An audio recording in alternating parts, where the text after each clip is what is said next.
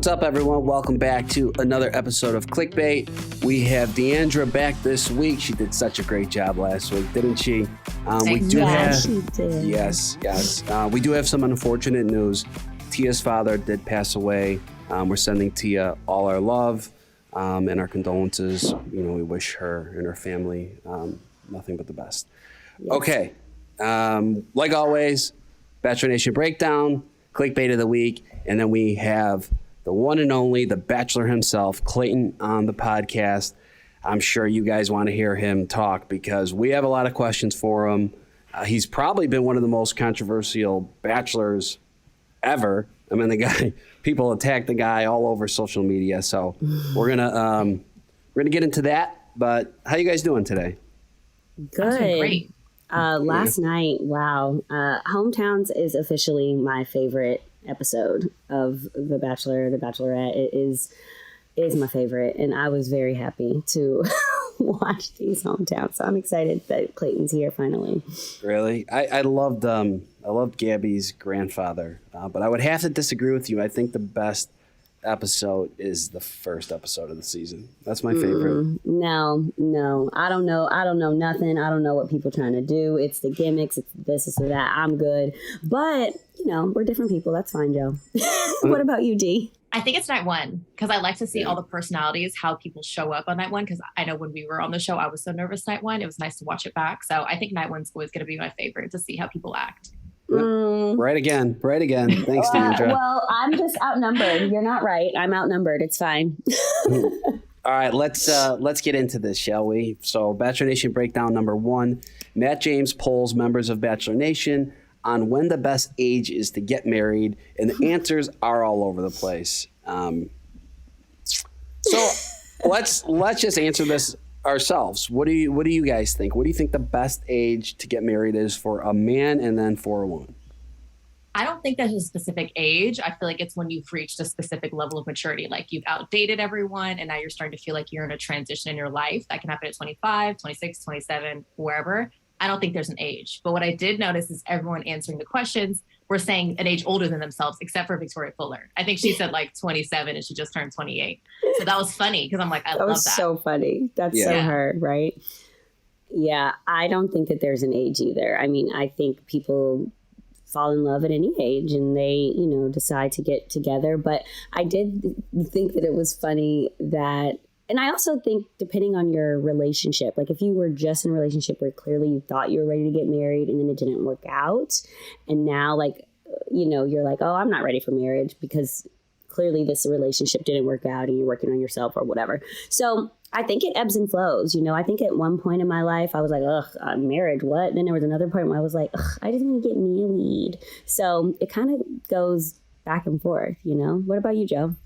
I mean, I think it's ridiculous to think that there's like a set age where you're ready to get married. We're all different. Everybody works differently. So, totally. Yeah, I personally don't think you're ready at 16, 17 years old. But then again, tell that to our great grandparents. Yeah, but then again, there's it was a different time. Yeah, but there's also, you know, everyone's different. So you know, you hear those stories of like 16-year-old kids that like could go graduate college. That's how intelligent they are. So you know. I think it's really just like the sweet spot of finding two people who are ready at the same time. Because one person can be ready, but the other person's not. And that's usually why people don't get married or have relationships. Is because you're ready when someone else isn't, and it doesn't work. So it's really about the sweet dance that you find. That's interesting that you say that. And that definitely hits on our clickbait, talking. And if I'm ready for a relationship and you're just going to talk and yeah. So interesting. Do you think this was Matt slowly setting up that he's going to pop the question to Rachel anytime soon? Or was this just fun and games, which that's what I think. But I think it was coincidental, but I do like that Rachel's answer was like, whenever you're ready, basically, essentially, like there's no age. And I like that answer because I feel like if you love someone enough, Matt's obviously older than her, you know, if you're in the same place at the same time, despite age, you can make it work, make it happen. Yeah, I know Rachel was probably like, is this a trick question right now? Are you proposing to me? Wait, what? Oh my God. If it were me, I would have started crying like, wait, are you proposing? Whole time he's No, not. I don't think so. I think that it's just, anytime you get a bunch of Bachelor people together, relationships is bound to come up in some sort of way. And he kind of just made was it a TikTok or it was a TikTok, right? I think it was a reel. Or maybe it was a TikTok. Mm-hmm. Same shit. Well, he did that. And yeah, I think it was all fun. But I mean, him and Rachel seem like they're going strong, honey. Right. Yep. Okay. Well, we'll see. We'll see if they get married anytime soon. I think they moved in together. I think they've been living together, but I think they just got a place in Miami, right? Something like that. Well, yeah. I did not know that. We'll let you know if we find out they're engaged before you guys do. We'll tell you on this podcast. Okay. Next Bachelor Nation breakdown of the week. So you have the girls from this season. Obviously, everybody, if you are watching the season, there's been like a group of women, pretty much everyone against Shanae. Mm-hmm. Well, I guess it seemed like the girls that kind of led that pack, Genevieve, Mira, Elizabeth, they were all at a club, I think in San Diego probably, because that's where all the Bachelor people get together. They were at a club and they partied to a sign that said "fuck Shanae." I don't know who brought it out, the club owner or somebody. They had posted it on social media, and now Genevieve came out with an apology, basically said it wasn't our idea, it was the club, but it was insensitive. So yeah, how do we feel about that? I feel like, in my opinion, if I was in Genevieve's spot, I would feel very awkward because it's like the club's trying to do something nice and funny for you. And I feel like she probably felt like entitled to like post it on social media and like laugh about it and joke about it because it's like I don't know if they brought out a bottle with it, maybe. I don't know. But I feel like it probably put her in a weird situation because regardless whether she likes Shanae or not, the club's doing something that's supposed to be funny and lighthearted, and she was like not thinking about it. So it kind of sucks. But okay, I'm going to stop you right here. Okay, so they're out, they're at a club, they're popping bottles, whatever. A sign gets brought out. I'm sure it's with whatever, fire sticks or however they light up the bottles, firecrackers, yada yada yada. Sparklers, it comes that's out. what they call it, honey. Sparklers. Sparklers. there you go, sparklers. So they come out with sparklers. I know about that. A bottle of Grey Goose or whatever they're drinking, and a sign that says "fuck Shanae." Now, there is no way not every single one of those girls were like loving that moment. There's no way. They were going wild for sure. What would you do in the position, Joe? Would you be like, take the sign away? This is inappropriate. Take the sign away. Or like, what would your reaction be if you were in the club? Well, I would meet, at least I think, and I don't know. I mean, it depends how drunk I was, but I would probably be like, why are we showing this person any more attention? Like this, in my opinion, I would feel like this would make me look kind of pathetic. Right. Like but would you or wouldn't you want those bottles though? let's just be real. I would say no. I would say I would. You would say I don't want the bottles. I don't want this. Get away from me. We were out at a club once in New York. There was a bunch of us, and the one kid bought a very expensive bottle of champagne. It was like, and it came out with sparklers and the whole thing. And I remember saying, like, I don't want any part of this. Like, I'm drinking beer. I want to hang out. I don't like those big, extravagant club scenes, personally. Okay. Well, Joe, when you are, I'm just tell you, when you are a girl and you go out and you don't have to talk to a guy for 15 minutes for him to get you a drink. Not saying that you can't buy your own drink. I'm just saying because guys want to buy you drinks all the time when you're at the club. And someone brings you a bottle, it's only polite to take it. Okay, so you wouldn't have had an issue with the sign. No, the sign, absolutely. But what I'm saying is that I think that, people have their own perceptions of people on this show, right? Regardless of how I feel about someone, about what if I'm over something, if I'm not over something, whatever, if you have your own perception about, you don't know how many people come up to me and say all types of things about people that was on Paradise, okay? And I'm just like, girl, I'm not thinking about that. I don't care. But like, what am I supposed to say? Like, no, don't say that. Get away from me. Yeah, exactly. So, I mean, I just kind of feel like, yes, the mature thing would have been to say, send it back. I don't want anything to do with that. Shanae's fine, whatever, right? But at the same time, if you're already having a night with your girls and someone's sending you bottles and like these girls are just coming off the show, you know how, well, when you first come off the show and you're spending times with your friends, like I know that like Deandra, for us too, it's like you're excited to just have that moment, right? So, you know, I do think that the apology was warranted. Maybe they shouldn't have posted it. Maybe they could have been a little more low key about it. Like, thanks for these bottles. Let somebody else post about it and maybe it gets picked up and maybe something else happens and maybe they shouldn't have been the one to post about it. But I think free bottles are free bottles. That's my take on it. Sure. Listen, I don't, you know, you're in the moment. You want to do it. Go for it. I just personally think that they were into it. That's all I'm saying. Like, I don't think it was like... They posted about it. They were into it. Totally. Yeah. But it also makes me feel better knowing that they didn't request the sign. So I'm like, okay, like at least you weren't sitting there requesting that you bring out the sign that says F you someone, because that's really insensitive. Do we know that's what she said? Yeah, that's what she said. Oh, yeah. Okay. She said that the club did it. Well, that happens. I mean, I've been to clubs and I've seen, you know, certain people there, and just because they're there, they'll, you know, the club owner will bring a sign over. You know, I'm sure if Lil Jon's in a club, people bring over signs to say okay all the time for him. And he's like, all right. You know what I mean? Like, I mean, I don't know. I think wherever they were partying, they probably thought it was funny. And, you know, a lot of people, Shanae hit points and poked a lot of people this season. And I think that, you know, better sooner than later. These girls are just now coming off the show. When you're a woman and you're coming off the show, you have a microscope on you. So they just got to be careful about what they're doing and what they're putting out. And better now than later, right? Just learning from it, moving forward. Yeah. Agreed. Well, so yeah, I guess that's how we feel about it. Okay, number 3, Colton Underwood got engaged to his boyfriend. So yeah, how we feel about that? Colton tying the knot, or almost tying the knot. Yeah, very happy for him. Colton, he was the Bachelor. If you're unaware, he came out this past year is gay, and I believe he's been with Jordan. His name is Jordan Brown.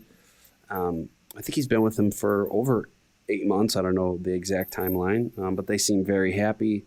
And he just announced on Instagram that they are engaged. So, I mean, I think it's good that he's living his true self. If this is who he is, like, it's so nice to see someone living in their true self and not feeling like they have to hide anymore. Yeah. So that's always positive. Yeah, and he seems a lot. He seems a lot happier, and you know, just on like social media. You know, you could take it or leave it what you see on social media, but he seems to be. At least comes across happier. So everybody loves love in the Bachelor world. That's why we go on the show, to find love. Well, most of us.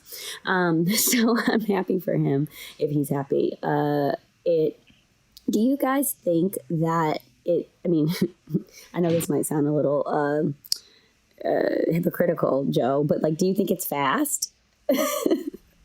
Yeah, like if I said yes, then it's definitely hypocritical. So it's something I've learned, and I think it's been through going on this show, is that like you can't really put a timeline on anything. If it happens, it happens. If it feels right and you're into it, go for it. That's kind of, you know. But me 5 years ago, I would say, yeah, that's insane to get engaged to somebody knowing them for only 6 months. That's how I used to think. Right. So my life experience is, my experience has definitely changed the way I thought.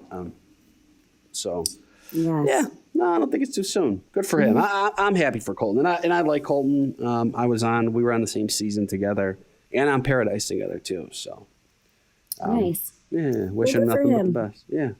All right, should we do clickbait of the week? Should we? Should we get into it? Let's go. I think so. Yeah, All I think right. so. Oh, y'all. Some of these articles I told you, they give me a little anxiety. And this one did. This article is talking about the talking phase. And I found it interesting that the Gen Zs, they're saying the Gen Zs coined this phrase, but I feel like back in the day, we were like, oh yeah, we talking. Like millennials used to say that, right? Too. Talking was how I explained the relationship I was in at a very young age. Yeah, like I'll be somebody talking. I'm talking to. Yeah, he cool. Yeah. You know, Yeah. right? Exactly. So for this article with Glamour, just to spell it out, this is the period of developing the feelings between. Or I'm sorry. This is the period. This is the period of developing feelings before you're actually dating. This isn't dating. It's just the talking stage, is what the article says. And that's when I got confused, because if it's not dating and it's just talking. And another thing that I'm going to pull up one more fact that they said.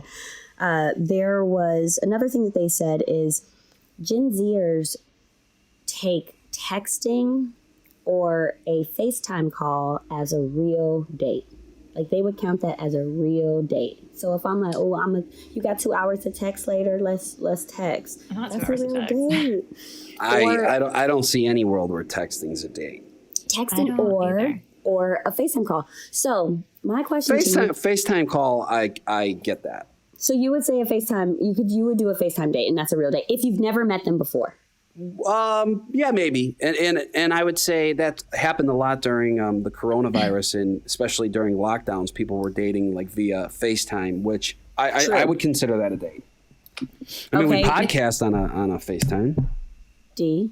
Yeah, it's weird because I was actually talking to someone today about this. Like, what's talking, what's dating, then what's relationship. And we basically summed it up to talking is getting to know someone without direct intention, without pressure being applied. And then dating is when you go from like to meeting in person, taking on dates, applying pressure and having some kind of intention with them. That's what we got from it. Because you can text back and forth with someone, FaceTime call, but like they can be in your city and you still make no plans to hang out with them. It's almost like entertainment or like testing the waters.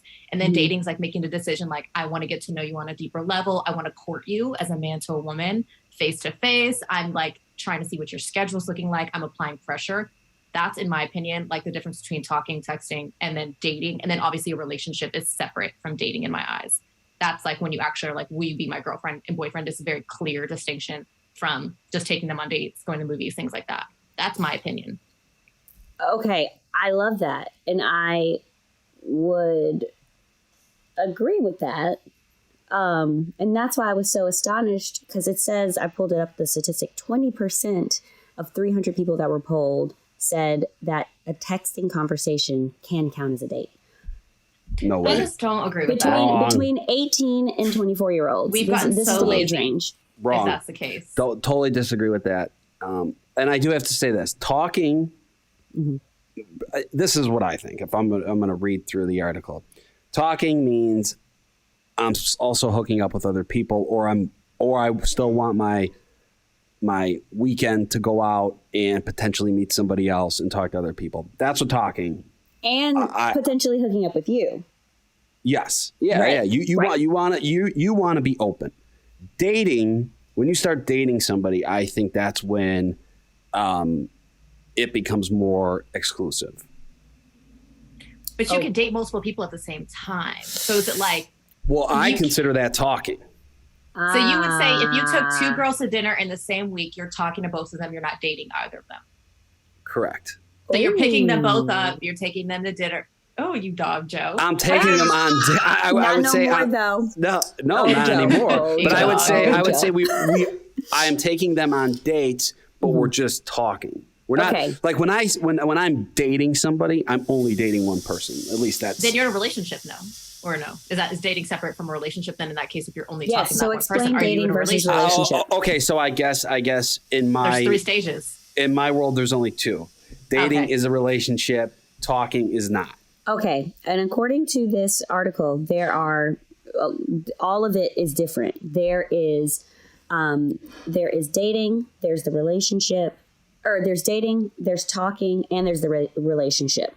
And basically what summed up is, if you want a relationship, then that means being exclusive. So if you're dating, like Deandra said, you can date multiple people, but if you want to be exclusive with this person, and the moment you want to become exclusive with them, that's when you need to start asking these questions. And one thing that I've found that was really good in the article was some people get stuck in the talking phase. Deandra, I feel like that sometimes. Do you feel like that sometimes? Like, where you just are like, I'm talking to all these people, but nothing's kind of going. And that's the difference, I feel like, is you can talk to people to fill up your time. Sometimes it's just like a comfort thing. Sometimes it's someone who doesn't live in the same space as you. But like the moment they decide, or you decide you want to apply pressure, make time to see them, take them on dates, do grand gestures, buy them flowers. That's considered dating because you have intention. But like talking is like, sometimes you just get stuck in this place where it's like, what are we doing? There's no intention behind it. And not from both ends. It has to be from both ends. It can't just be from one side. I wonder what our listeners will say about this. And because the thing that gets me the most is that you have expressed interest. Okay, so you meet someone. I don't know you, you don't know me. And then you meet and you actually feel energy between each other, right? Mm-hmm. Do you, as the woman, wait for the guy or vice versa? I'll always wait for the guy. You're going to wait for the guy. Okay, Joe, what do you think about that? I know, like, give us your guru if you were giving dating advice. If you see a girl and a guy, the girl is like, I really like him, and the guy's like, he's still in the talking phase, let's say, because maybe he's talking to multiple people. Do you think the girl should be like, listen, because this article says very plainly that you need to say how you feel, what you're looking for, and be very clear on that to the person? I misunderstood that question. If I'm really into this girl that I'm talking to, I'm going to make the first move. That's me. As far as I will make the first move to go to the next level. Yeah. Right. But what if she makes the first move? Like, you might not be there yet. Well, then I would just be honest. But I think if she's ready, then make the first move. You have to have the hard conversation. You have to have that conversation, because usually you're not having it because you're scared of rejection. Mm-hmm, mm-hmm. And I agree with that, because it's like, you need to, going into a talking situation, you need to set your expectations from the beginning. Like, hey, I'm looking to get to know people to eventually date, or no, I'm just like in a place in my life where I'm just not looking for anything. Setting expectations from the beginning is like how you save yourself in the end. And a lot of people don't do that these days because they're scared of rejection. They're scared of scaring people away, but don't be scared of scaring people away. There's no such thing. If they're scared of you, that's not your person. Yes. Yeah. And this article had gems in it. But also, so the reason why I asked that, because we're about to have the Bachelor himself. Who's been talking to about 30 people, 30 girls. Yeah. So. And he has not told anyone that he loves them.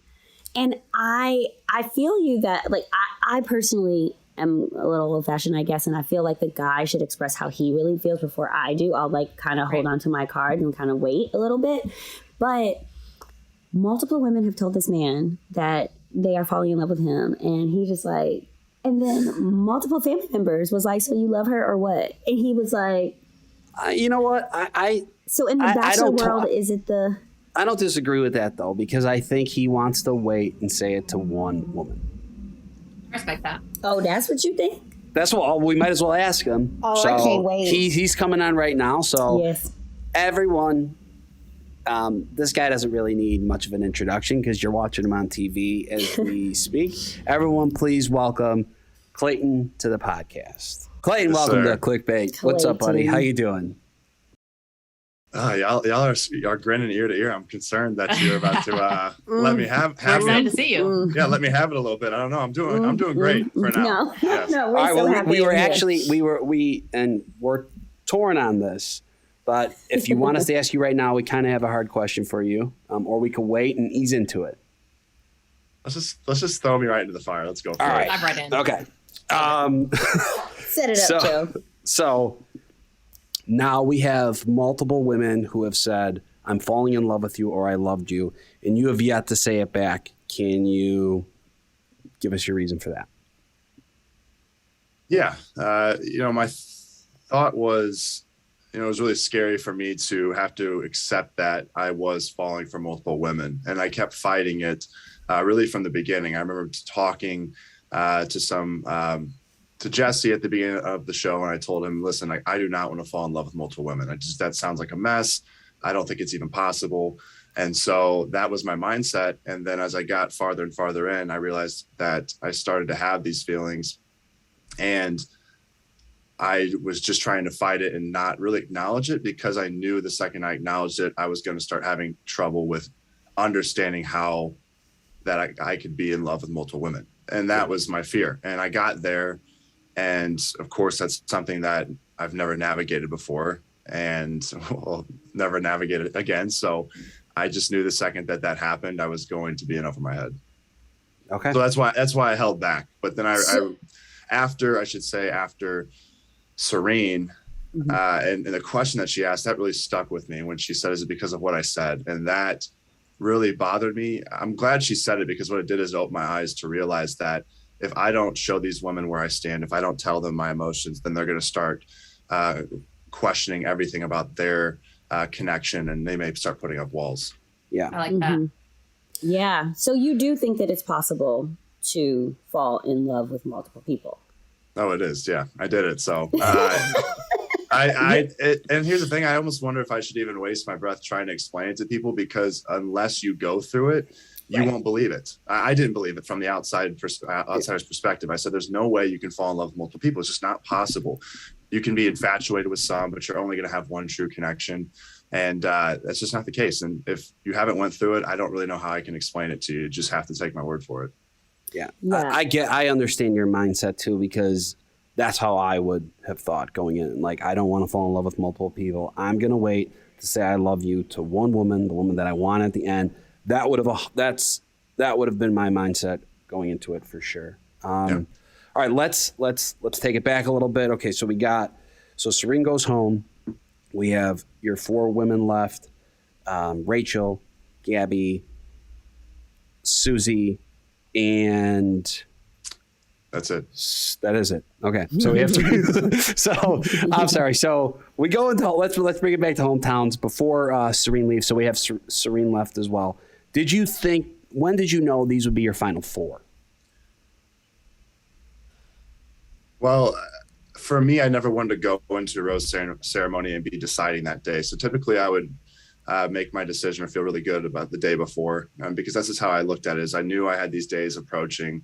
And so as long as I could go to bed the night before and feel pretty confident, then I knew those are the people that I would end up giving roses to. And it really came down to the night before, because, I did have second one-on-ones with some of the women, because I was trying to figure out if they were the ones that I was going to take into hometowns. And so I think that's something I saw where people said, oh, he took this person to a second one-on-one. That must mean he really likes them. And really what it was is I was just trying to figure out, okay, yeah, I have a couple women that I could see potentially being in that 4th position, which I hate saying it like that, but it's just as far as making it to hometowns, but I'm like, I need to make sure that I know how I feel about each of these women. Yeah. Did you ever go into like a night thinking that, yes, like these are the women that I'm like so sure on, and then one instance changed your mind completely and you had to swap it out for someone who you didn't necessarily think would be moving forward? Do you have any nights like that? Truthfully, no. I felt pretty good, because at this point as well, I've had so many conversations with these women that it's they're not going to say anything really that's going to be earth shattering. I guess I shouldn't say that, but at least up until this point, I haven't had anything be said to me in that capacity. And so for me, no, I think all of our conversations went as I thought they would. And hometowns was even more challenging, because I almost hoped that one of the families would just flat out hate me in a weird way so that I could make it easier for my decision to advance forward. But they were all incredible families, and it just made it that much tougher, where I had to go back to saying, okay, how do I feel about each of these individual women? And it's just hard, because you can see they're all different with their personalities. They all bring different things to the table. And that's what I started to like and fall in love with, those things individually about each of them. I also was kind of piggybacking off of what Deandra said.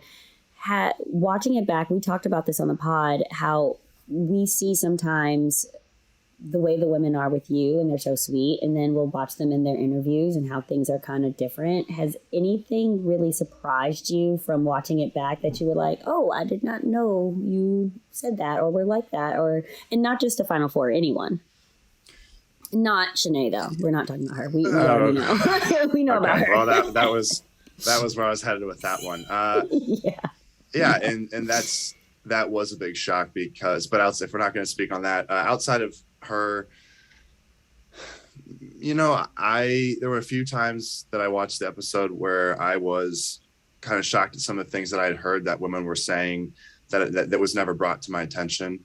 As far as their feelings towards me, one of the women, so I guess she said she was falling for me and she never brought that to me. But again, I think that's where you realize in this environment, it is kind of scary to be able to come out and say that because you don't know how that other person's feeling. And I think everyone's always afraid of rejection or wondering, okay, especially in my position, he has all these women here. So if I open up, I now show my hand, is he going to reciprocate it well, or is he going to shut down?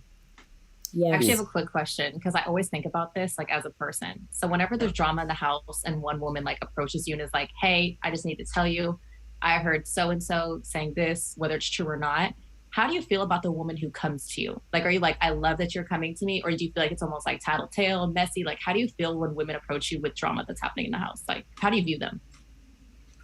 Oh, I actually appreciate it a lot and I welcome it because I asked from day one for there to be a complete transparency. And I thought the easiest way to eradicate the drama would be if it was just brought to my attention. And not that I would act on it right away, but I just wanted to be aware of it so that I could address it quickly, say, hey, I've heard that this is happening. And then hopefully, the women that were involved could resolve it. And if they couldn't resolve it, then at that point, I would step in when I felt that it was starting to take away from the other connections in the house. Yes. Are you having fun with all this? There's been ups and downs, but overall, I would say yes. I'm at the point now where I am having fun with it because I grew so much and because I've been able, to learn from a lot of my mistakes. I've had people hold me accountable, which I appreciate.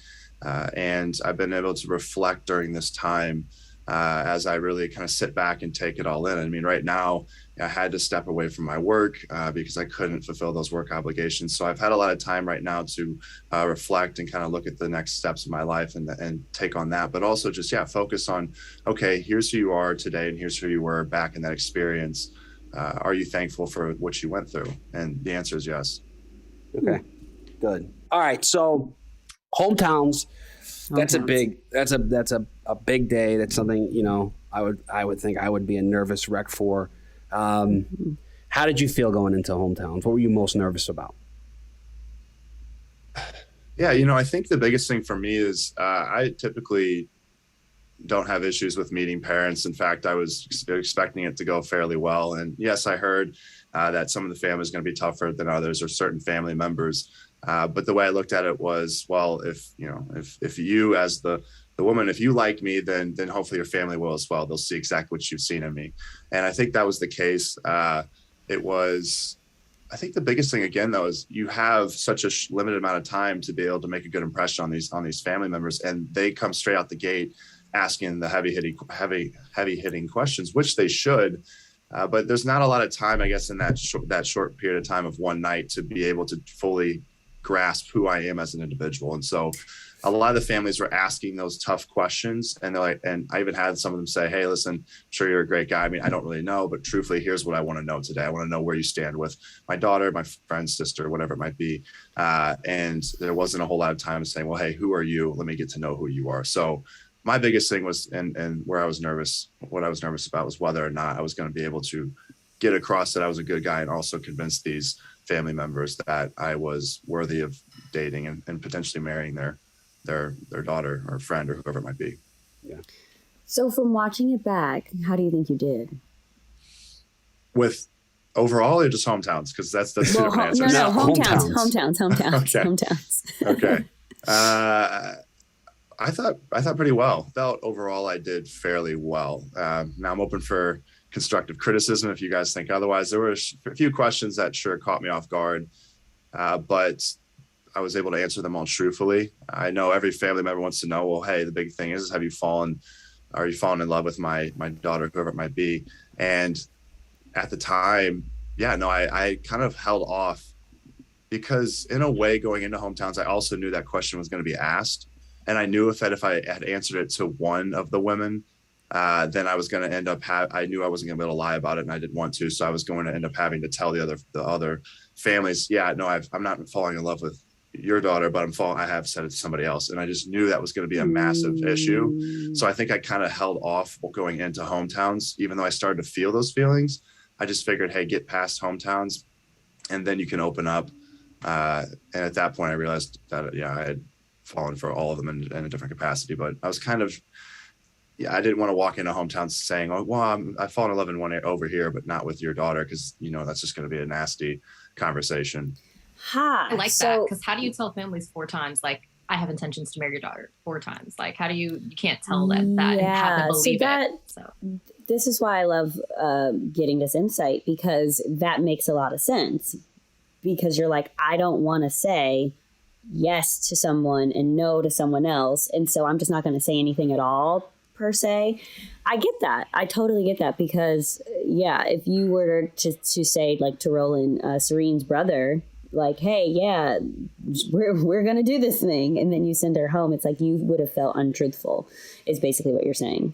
Yeah, for me, I was afraid to really let out all of the emotions and say, well, here's exactly where I stand. I was a little reserved with family members because, again, they're going to see me for what I am in that moment, and then they're going to go want to protect their significant others. So if I were to say, I'm falling in love, but not with your daughter, but with somebody else, that's where I knew that would go back to them. And then all of a sudden, that mother or friend or whatever would tell, their daughter, whoever it might be. And then all of a sudden now she's going to start maybe closing those walls up. Well, hey, if he's not in love with me, he might be in love with somebody else. It's just hard because, yes, as the lead, you fight with, okay, I am starting to fall in multiple areas, but then when do I really come to terms with it? When do I tell the women? And because they all talk, and that if you tell one first, then that might end up causing someone else to shut off. And the thing is that person that might shut off might end up being your person. So it's kind of a really hard situation to navigate, because you almost want to come out with it all at the same time so that it doesn't close somebody else off when they realize they haven't had it said to them. Wow. Okay. A lot of information there, Clayton. So the thing that happened with Sarah, did that influence this decision at all? The way that the women were like, we thought she was so sure in the past episode, and we thought she was so sure. And then you saw how your top 4 all felt about this situation. Did that influence this thought process? Oh, yeah. Sarah's whole situation, which, again, I'm still, after all this time, really wondering what her true, motivation was behind all of it. But from how I took it, when the women came and told me that she had been telling them lies about how I was, crying with her and sharing all these emotions, and saying that, a week 1 or 2, she was going to make it all the way to hometowns. I already had my mind made up. These were things that, I got back to the women, and then almost all of them said, hey, I thought about leaving after I heard that information, because if you're so sure with her at that point, what am I doing here? And so that kind of rattled everything. And for me also with Sarah, what frustrated me was I thought that we had this really strong, genuine connection, but it seemed like she was playing this game to get the other women out of the house. And so, when she left, I wondered, if she's playing this game and she's this far into it and I didn't even catch that, I thought she was being genuine, then could other women still be strategically playing some kind of game moving forward to position themselves in a better spot for whatever it might be, potential opportunities down the road, or whatever that might come of that. So, Sarah's whole situation started to get me thinking a lot about, okay, who's actually here for me? And beyond that, as well as I need to also be able to let these women know where I stand, because most of them were about to pack their bags and head home just based off of what they heard about what Sarah was telling them. Yeah, that was a lot. It's a lot. It's like, you ever, wow. Have you ever been at, standing at a bar with a few friends, and somebody brings over another shot of tequila, and you're like, I've had too many shots of tequila, but fuck it and take the shot? Yes. All the time. Yes. Okay. Yes. So I think, sometimes it's not bad to just be like, fuck it. Where are you going with this, Joe? This is my advice. Okay. Do we need to go get shots right now? He's telling me to go drown myself out with shots. He's like, dude, you need a few shots. That's not what I'm saying. What I'm saying is, I know, and you kind of like laughed like how I have done overall, and you've received a lot of criticism. You really have, and some of it's been accurate, but a lot of it, people don't know what it's like to be in your position, and it's very easy to point the finger. And we've all been in this world. It's easy to get caught up in the comments, in the bullshit. And I could just, I know that you're somebody, at least from meeting you once and what I could see on TV, is you're somebody that is very hard on yourself, and you do strive to be a good person. And I could see a lot of it really getting to you. Has there been anybody that you've been able to lean on and really just be there, for your more emotional support? Yeah, well, for one, I live with my brother currently, so he's been just great to have around. We watch the episodes together. He keeps it pretty lighthearted. He makes fun of me, says I have no game, and just loves to bash everything about me. So, but that's our dynamic. So he's been great to have around. My mom and my dad, they both check in. In fact, both my brothers do as well. My other brother that's in Portland, they all check in at least once a week. And then I've had really great conversations with previous bachelorettes that have really put it in perspective that, hey, a lot of what you're feeling, a lot of this hate that you see online is temporary. And it can change very quickly. So after having those conversations, I realized that, I was, and to your point, Joe, there's certain things that I've done that, I expect to face criticism, and rightfully so. I did not do things perfectly.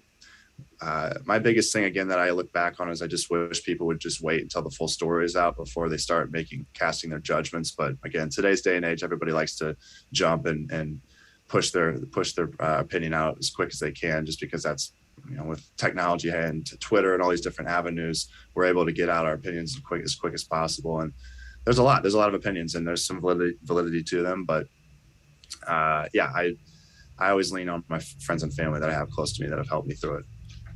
Yeah, and that's the thing with the TV show, and I think that's something that watching the shows back that I've been on is giving me a lot of anxiety, because it's like they're seeing this in what is real time to them, but definitely months ago to me. But I think that can maybe offer you some comfort as well, because what we're watching, like right now, what the viewers are seeing, you're in hometowns, like you're in someone's hometown right now. This wall, you're in someone's hometown, you know what I mean? And so they really don't know. And I think that could also offer comfort, because they don't know everything that's going to happen. So it's like, at least for me and other friends, and even Joe has said that, it's like these people don't know you, and they only know what they've seen in that hour and a half. And I think that that's a little comforting, because you know how complex humans we are. And even coming on these podcasts and sharing these different types of perspectives, it sounds like you were in your head a lot with a lot of the things that were going on. Yeah. And so being reactionary towards, okay, well, if this is happening this way, then I have to pivot and do this. So it's hard to just say how you feel or be how you are. And I think that's what's so interesting about The Bachelor versus The Bachelorette, because just overall, in general, and I'm generalizing, men have a harder time expressing their feelings than women do. So when we get to these final episodes, that's when it's so... I guess, eye-opening to who the person is, really, not all these other episodes where it's like the drama and navigating drama. Who knows how to navigate drama, Clayton? Like, no one, you know what I mean? With Hometowns, is there anything that you would have changed, that you wish you would have done differently, or that we didn't see, that the viewers didn't see, and there was a great moment that, didn't happen, that wasn't aired?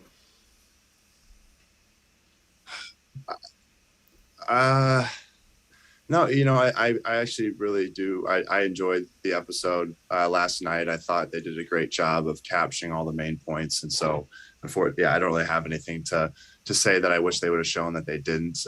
Is for the 2-hour, time frame that they had. I think that they put all the important pieces in. So, And I, again, from my perspective or my standpoint, I felt that I was able to say everything that I needed to with each of the women and their families. And truthfully, walking out of hometowns didn't really change my opinion from going into them per se. I think it just solidified the way I felt. But I was looking to see if maybe somebody might really jump off the screen, or in that moment, I might end up developing a stronger connection with each of those women. And I did. I continued to build and get a strong connection with all four of them, but it was all kind of equivalent. And I was looking to see if maybe I would experience some wider gaps in between connections. And in fact, it just didn't. It was the opposite. All right. Well, we have the Women Tell All that's already been filmed. Mm-hmm. How was your mental state going into that? Like, were you nervous, excited? Were you like, all right, I'm going to have a lot of angry exes right now coming at me. Like, I'm going to battle with them. Like, how was that? Yeah, I was excited at first. And because, again, it was one of those experiences where it felt so surreal. I walked out, I saw the women, and I remember right before I walked out, I was sitting in my little room, and I remember talking to some producers and saying, this is crazy. I'm back to my normal life per se right now on the outside, but I'm about to jump back into it with these women, and it's going to pull back all of these feelings and these emotions. And that's exactly what happened. I walk out, I'm smiling, and and then I realized that, oh, hey, you weren't Superman all the way through this. You definitely had made a few mistakes, and there's going to be plenty of me. Yeah, it was a lot. I was surprised at the amount of backlash I received. I expected it to maybe be a little bit more subtle. Maybe the women say, hey, listen, I don't think you meant to do this. And they were, I guess maybe personally, because for me, I tend to give people second chances as long as they're apologetic. I like to see the good in people. And I kind of felt that, well, I'm hoping I go in this and these women will do the same for me. And I mean, you all will see it, but I truthfully felt like I went in front of a firing squad and just got absolutely just wrecked. And I understand there's frustrations, but I guess I maybe was hoping for a little bit more grace. I think that in your case, definitely everyone needs to give you grace, because being on the other side and being one of those women that probably was spitting at Peter during my season at the Women Tell All, I'm going to give you grace because they don't know you. Peter got it. But these women don't really know you. Like, even sitting in front of you today, I'm like, wow, like, you're such a different human that I get to get when I'm watching, you on screen. And a lot of these women, yes, they spend time with you, but not as much time with you as others. And some of them get sent home and have additional things that they want to say. And this is the only time for them to say it. But it's like, overall, like, you seem like an amazing human. You're well-spoken. Like, obviously, none of the things that you did were intentional. So, like, I'm going to be like, give this man grace, because the man sitting in front of us, they don't know you necessarily so well, because they don't get to spend every day with you now, with the women that are in your life. But, I would have told them, talk your shit, while I was sipping champagne, just staring at them, dressed up, looking all nice. Well, that's what you should have done. That's all cute and all, Deandra, but I'm going to say this. I'll say this. Another thing is, a lot of these women come on these shows are so beautiful. They're so used to getting so much attention. Right. So just like it's kind of like, a mind fuck for you, coming in and having to navigate all these relationships, which you've never had to do. It's you've been on The Bachelorette. It's the same thing. It's like these women are so used to getting so much attention and all these things, and to see you maybe giving more attention to someone else, I mean, it's hard. Like, it really makes your brain go, wait, what? Wait, oh, what? I'm not pretty? What? And you're like, no, it's not that. It's not that. It's that I'm just more connected to this person or that person or whatever. And it's something, and that's why this show, it's such a big learning experience for The Bachelor, for the Bachelorettes, for the people who go on the show and put their heart out there and be vulnerable and all the things. So with the Women Tell All coming up, can you describe it in one word? Give us one word that we can look forward to. Chaos. Madness. I can only speak on my portion of it, and I think chaotic's a good way to put it. Yeah. I just that to me, kind of sums it up in a nutshell. And I think to Natasha, to your point, there's definitely a competitive nature to this show as well. And I truly think a lot of the women, not everyone's different. And I don't know every case, but I would say a lot of the women, feel like they lost. And they may come at you as like you're whatever, you broke their heart or you did this wrong or that wrong. But at the end of the day, it's just because like, yeah, they thought that they were going to be there at the end and they weren't. And it was like, rejection. Well, it's not because of me. It's because of this asshole. Right. And I don't necessarily think that's, I think that's what goes on. And not feeling like you had enough time with someone or, and if only he really got to know me, then... Right. But that's not necessarily the case, because it's like you could have spent the exact same amount of time with every single person. You still only pick one person, know? Yeah, no, I think those are both, great kind of thought processes. And for me, some of these women that went home early on, maybe if I was out at a bar in the real world, we could have established something genuine. But in this environment, you have so much, again, competition, if we want to call it that, in that moment that, again, it's nothing against that person. If somebody goes home night one, that doesn't mean that they're not worthy of any, again, of not being good enough for that individual. It's just everyone has a type, everyone likes what they like, and certain people pop out and others don't. I mean, there was no talent. When I was on Michelle's side, I think she could have sent me home night one. Does that mean, and then I'd have a completely different trajectory. So to me, that has nothing to do about the individual. That's just more about the person that's in that role, i.e. the bachelorette or bachelor. They have a lot of things going on around them, a lot of different personalities, and some pop more than others at first. And again, I think you're Joe. Yeah, I think that's the way I see it too. Is some of these women get really upset and they're like, "Well, screw this guy." But the reality is like, again, it's nothing against you. It shouldn't be anything against me. It's just we didn't have a connection. But that doesn't take away from how incredible you might be. Yeah, and we do it too. Like I've done it when I was younger and single at bars, and if a girl turned me down, I'd be like, "Ah, she's the worst." And I blame her, but reality, it's just because I feel like I lost and my ego's bruised. So I think, And that happens. That literally happens. I think about it. I'll never forget out in the real world. I remember there was one time I went to talk to this girl at a bar. She just completely blew me off. Next thing you know, I see her later with a guy who, he was just completely different body type and different like look, and you just realize your first thought is to be like, oh, she's into that kind of person, but you realize like, yeah, she's into that kind of person, and that's okay. You don't have to. You're not everyone's cup of tea. You don't have to be. And I certainly wasn't. I had 2 or 3 women go home night one because I mean, whatever the reason was, it might have just come down to the fact that like, I'm not really into them. And that's fine. It doesn't take away from who I am. It's just they don't feel that connection. So be it. But that is, the ego sometimes gets in the way, and I think starts to want to place blame elsewhere when it's just like, hey, don't let that get into your head. If you're not that person's person, you're not that. That's that simple. So Clayton, I have a series of questions that might lead to a messy one really quick. All right. So Paradise.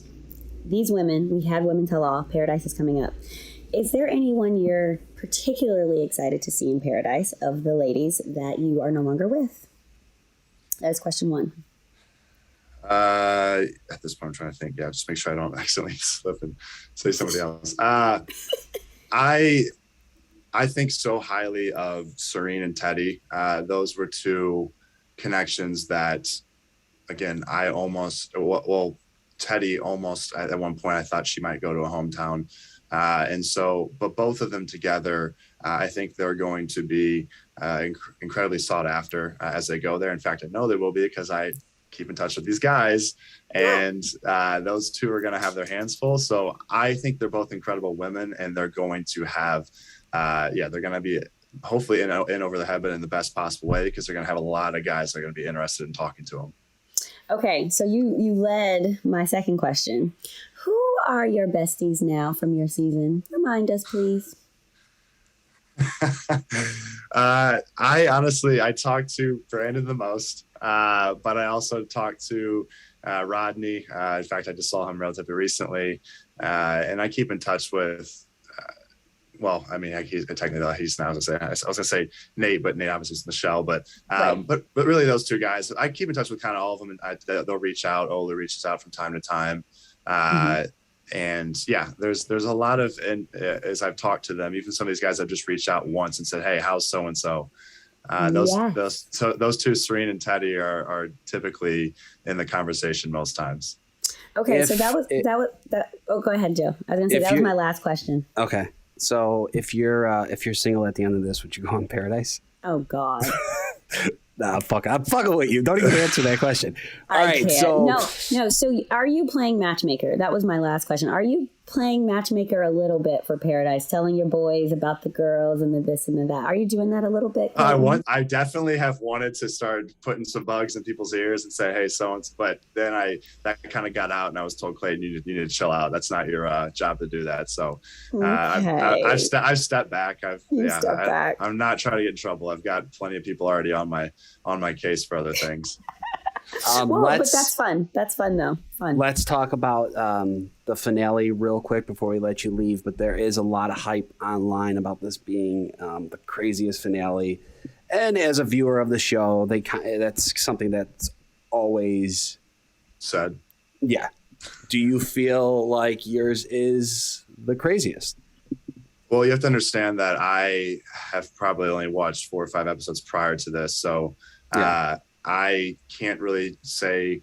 I've seen bits and pieces of other seasons now after the fact. But I really, as far as comparing mine versus somebody else's, what I will say is that I guess, they added an extra episode in because or two episodes maybe, because they couldn't fit all of what happened into the regularly scheduled episodes.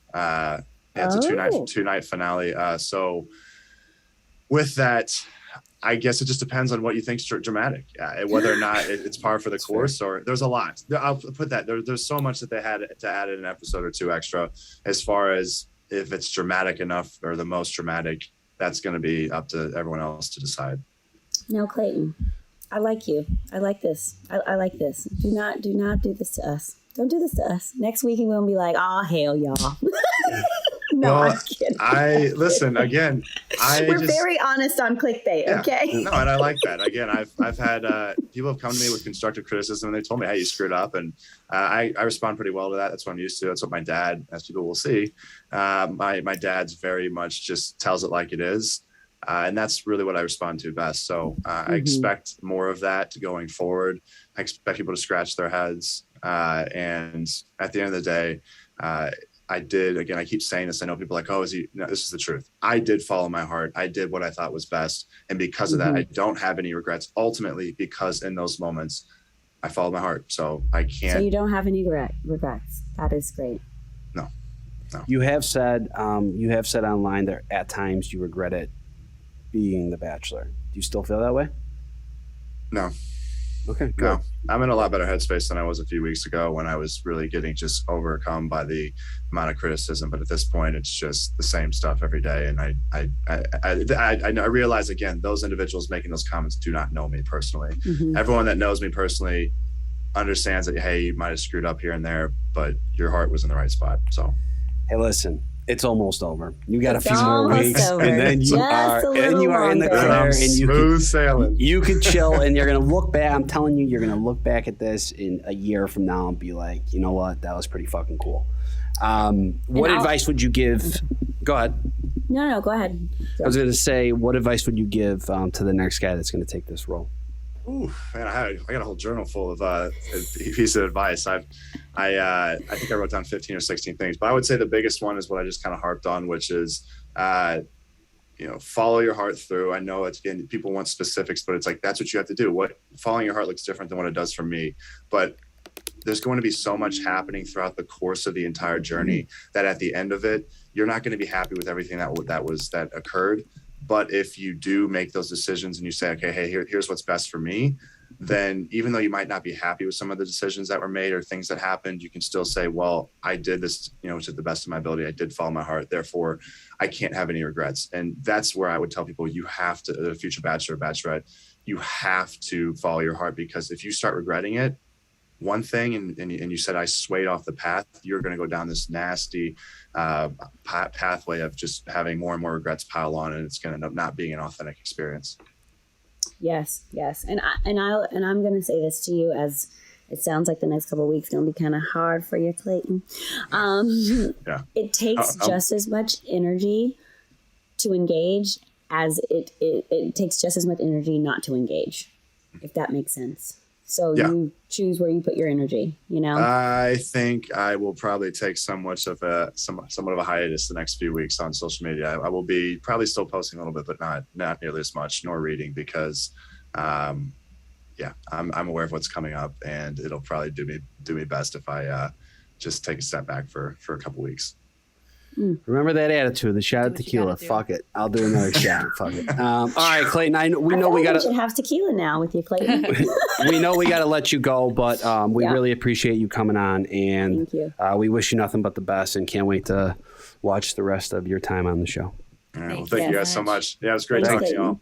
Thank you. Bye. All right, see you later. There you go. That was your Bachelor. He looks a little shaken, but I like Clayton. I'm scared. I don't know what's We'll going to just try happen to at the uplift end.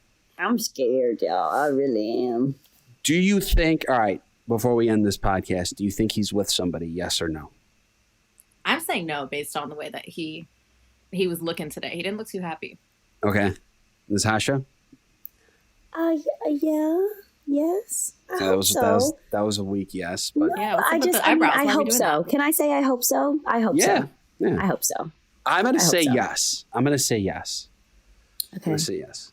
Even though he almost took my paradise question pretty literally. So I was like, I'm just kidding. Don't go on paradise. Don't do that to yourself right now. Yeah. Oh boy. Yeah. All right. Well, thank you, listeners. Some prayers, boo. I agree. So thank you, listeners, and thank you to Clayton. We are always casting for the upcoming seasons of The Bachelor and Bachelorette. So head to bachelornation.com/apply to nominate yourself or someone else. Yes, and as always, make sure to subscribe and submit all your questions. We want to know what clickbait you want to hear next week. I can't speak. Follow us at ClickbaitBN on Instagram. All our links to all our social medias are on that account. Check us out. We love you guys. Thanks again for coming. And share your stories with us. We want to know what clickbait you guys are looking at. Clickbait is available on Apple Podcasts, Amazon Music, or wherever you're listening right now. You can listen ad-free by downloading the Wondery app or subscribing to Wondery Plus in Apple Podcasts. We will see you guys next week.